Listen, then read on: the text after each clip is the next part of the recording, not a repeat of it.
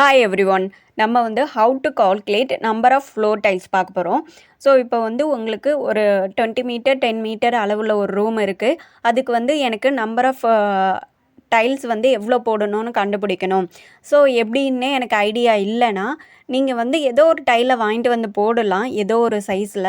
But அது வந்து டைலை வந்து கட் பண்ணுற மாதிரி இருக்கும். அப்படி எந்த ஒரு கட்டிங்கும், அதாவது டைல் கட்டிங்கே இல்லாமல் எனக்கு போடணும்னு பார்த்தீங்கன்னா, நீங்கள் வந்து கொடுத்துருக்க ரூமோட அளவுக்கு வந்து காமன் டிவைசர் வந்து கண்டுபிடிங்க.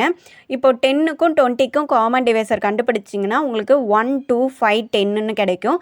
ஸோ அதில் 10 வந்து கிரேட்டஸ்ட் காமன் டிவைசர், அதாவது இருக்கிறதுலே பெரிய நம்பரு. அதை எடுத்துக்கிட்டிங்கன்னா உங்களுக்கு வந்து டைலோட எண்ணிக்கை வந்து உங்களுக்கு கம்மியாக போட்டாலே போதும்.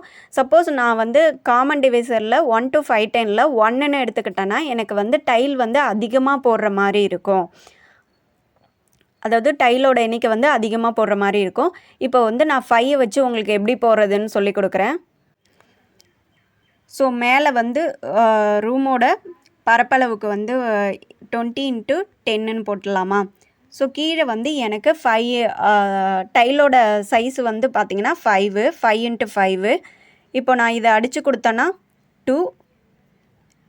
எனக்கு 20 டைல்ஸ் இருந்தாலே நான் வந்து இது பண்ணிடலாம். அதாவது அந்த ஃப்ளோரை வந்து 20 டைல்ஸ்லேயே போட்டுடலாம். ஓகே.